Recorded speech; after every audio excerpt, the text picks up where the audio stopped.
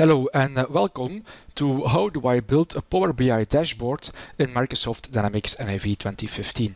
My name is Steven Renders. I am a Microsoft Certified Trainer for Microsoft Dynamics NAV, and I have created this video for you in collaboration with Microsoft and Platan, a Microsoft Dynamics Solutions training center in Belgium. At the end of this video, you will understand how to build a Power BI dashboard in Microsoft Dynamics NAV 2015. The objective of this video is to show how to build a Power BI dashboard in Microsoft Dynamics NAV 2015. This is actually part 2 of the video, which will continue after part 1, where we prepared the data model in Microsoft Power Pivot. We will do this in 3 steps.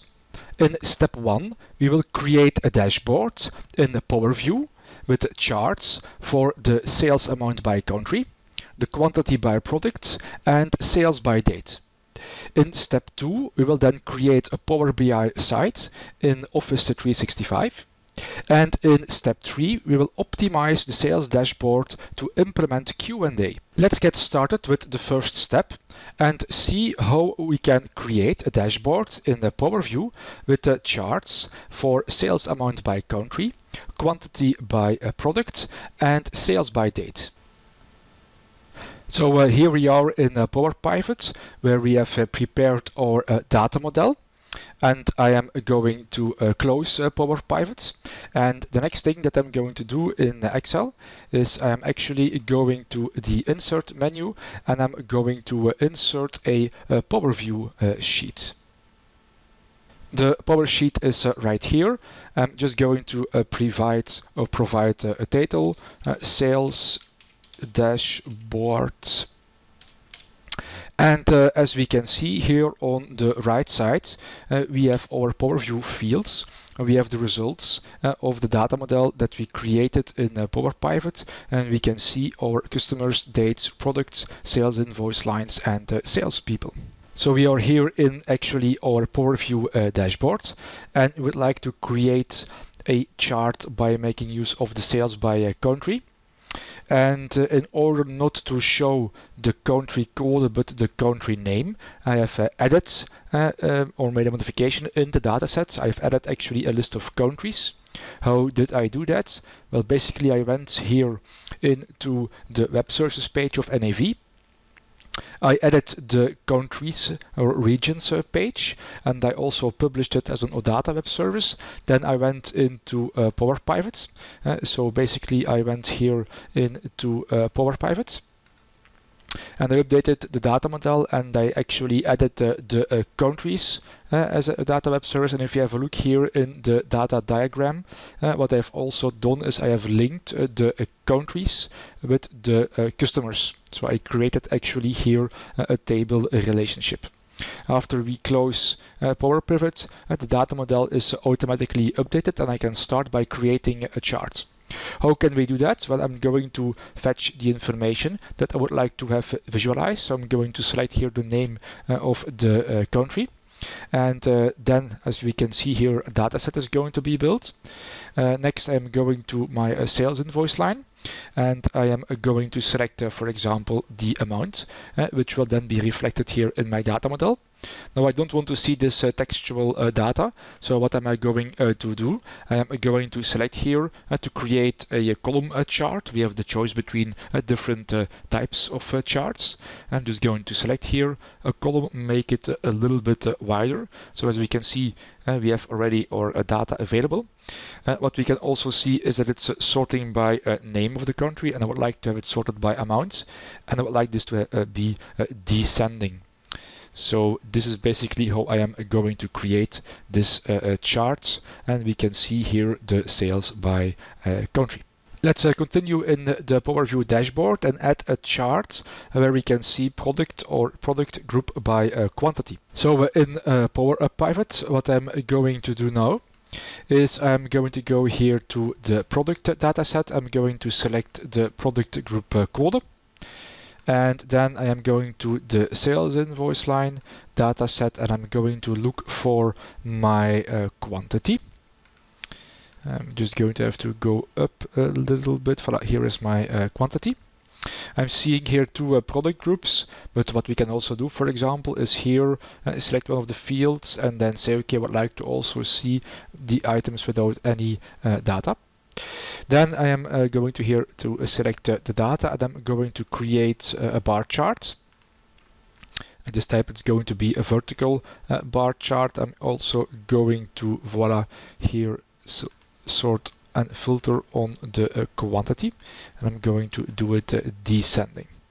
I'm going to make this a little bit bigger, and there we have our second chart. Now we can add the third one, which is going to be the sales on a date timeline. Now in the dashboard I'm going to my date table, and in the date table I have the choice between multiple types of dates. I'm going to select the full date, and for the full date what I would like to see is also the amount coming from the sales invoice line. Let me select this one, and then I am going to convert it into a line chart in which we will now be able to visualize what happened in a period of time regarding the sales amounts here on a line.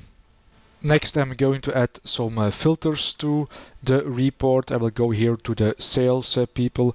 I'm going to select the name of the salesperson. I'm just going to drag it here into the filters. So now we have our chart. And in the chart, I'm able to use here the filters. I'm going to filter here on John Roberts, and we can see here that all of the three are updated immediately. If I'm going to select Deborah here, we can see that there weren't much sales for Deborah in this period. Furthermore, what I can also do is I can select, for example, here my product group code. I can click on it, and I can see the other charts immediately updating. I can do the same thing. For example, I'm going to select here a country, and then I can see the data which is being updated in real time. So all of these charts are connected, and I can now start analyzing and slicing and dicing the information. In step 1, we had a look at how to create the sales dashboard in Power View. Let's see now how we can create a Power BI site in Office 365. First, I am going to save my workbook, and I'm going to save it, for example, here on my desktop. I'm going to call it my sales dashboard workbook. Yes, I would like to replace it, and I'm going to close it. Next, I'm going to open my browser, and I'm going to go to the Microsoft Power BI website. Basically, I'm going to log in to my Office 365 environment. I'm just going to do that right now. I'm logging in. Voila, and here in Office 365 I have Power BI. And what I've also done here in Office 365, I have created here a new site. It's actually called a team site. And in this team site, what we can do right now is we can basically upload the Excel file, which I've placed on my desktop. It's a sales dashboard. So I'm just going to open and upload the Excel file. So it is now uploaded. It's called the sales dashboard, and let's have a look at it. Our document has been uploaded, and we can see it here. I can select it, and it will open in Office 365 here in my team site. So by using and creating this team site, I have the capability of having a look, of course, at the results, using the information to analyze the data from my business. But what I can also do is I can share the information with my colleagues who I can also invite to be a part of this site. Now what I'm going to do is just going to close the Excel file.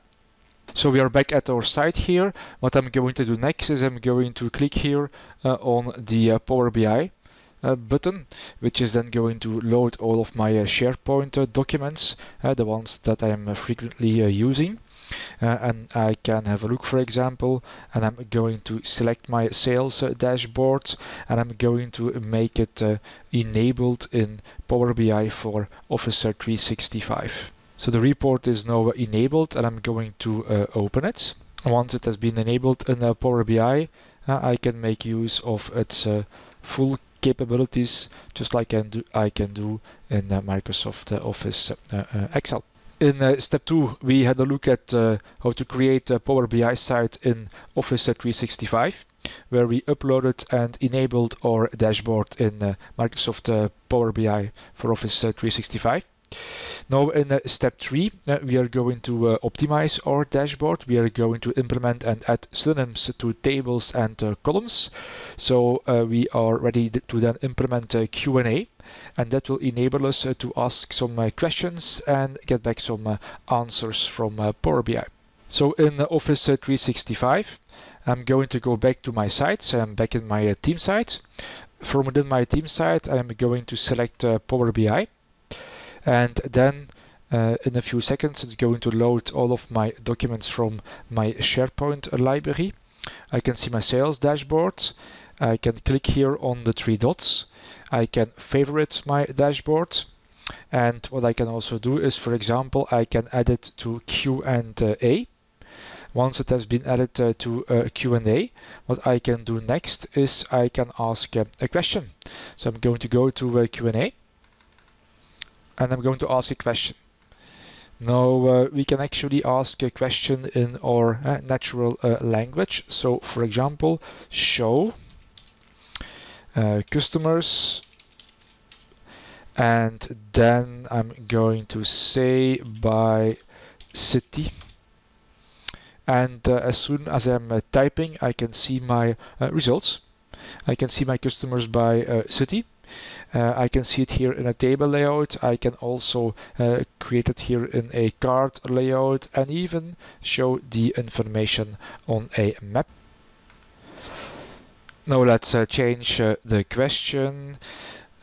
Show the sales people. As you can see here, there is an inline autocomplete, which I can just select, and the information is also updated in real time. Here we have the salespeople, and then I can sort them according to commission percentage, and voila, I can see them here immediately displayed in a bar chart. Let's ask another question. For example, I am interested in the quantity, and I can immediately start typing in the word quantity. I can see, for example, show the sales invoice line and their quantity. I can see the quantity by sell to customer number. There are actually lots of variations and possibilities, and I have the capability now of just asking a question and immediately getting back the answer from my dataset. So we have seen in step 3 how we can optimize our dashboard by, for example, implementing a Q&A in Power BI, so we can ask questions. Something else that we could do is, for example, also add synonyms, and for this we have to actually use and go back to Power Pivot, where we can go into the advanced mode and we can add some synonyms. Let's have a look again at the 3 steps. In step 1, we created a dashboard in Power View, where we created charts to visualize the sales by country, the quantity by product, and the sales by date. Then in step 2, we created a Power BI site in Office 365, where I introduced the Power BI in Office 365, and we uploaded the sales dashboard in a Power BI site. Then in step 3, we optimized our sales dashboard by adding it into Power BI and by implementing or optimizing for Q&A, and we had the possibility to ask questions and get back answers in our own language. So this briefly explains how to create a Power BI dashboard in Office 365. I hope you enjoyed this video and that you learned something. And I hope to see you again in one of the other titles of the How Do I series for Microsoft Dynamics NAV 2015.